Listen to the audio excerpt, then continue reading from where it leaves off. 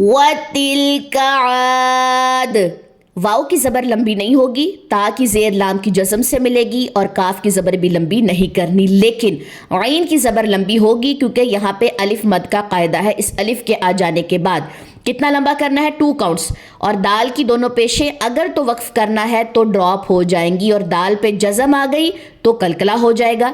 دوبارہ سے سنیے، وَتِلْكَ عَادٌ۔ نیکسٹ آ جائیے، جَحَدُوا بِآيَاتِ رَبِّهِمْ۔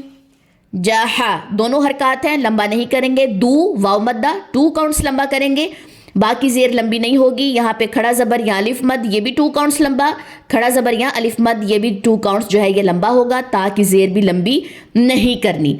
اس کے بعد ہے جی را با زبر رب، با زیر بی، ربی، ہا میم زیر ہم، ربیہم۔ را کو آپ نے یہاں پہ موٹا رکھنا ہے اور زیر کو مجھول یا لمبا نہیں کرنا۔ دوبارہ سے سنیے، جحدوا بآیات ربہم وعصوا رسلہ واتبعوا امر کل جبار عنید۔ وعا دونوں حرکات ہیں، لمبا نہیں کریں گے، سو واو لینیا ہے 1.5 کاؤنٹ اس کو لمبا کریں گے، رسولہ تینوں حرکات ہیں، لمبا نہیں کریں گے، ہو الٹا پیش 2 کاؤنٹس یہ لمبی ہوگی، واتبعوا یہ ساری حرکات ہیں اور ساتھ میں تشدید کی جوائننگ، 4 کاؤنٹس لمبا ہوگا، کیوں؟ کیونکہ واو مدہ کے بعد حمزہ آ رہا ہے۔ کیسے پڑھا جائے گا؟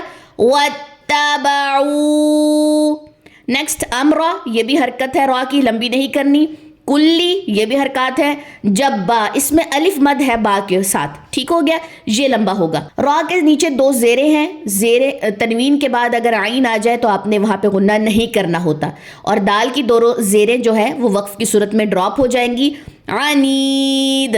دوبارہ سے سنیے، وَعَصَوْا رُسُلَهُ وَاتَّبَعُوا أَمْرَ كُلِّ جَبَّارٍ عَنِيدٍ۔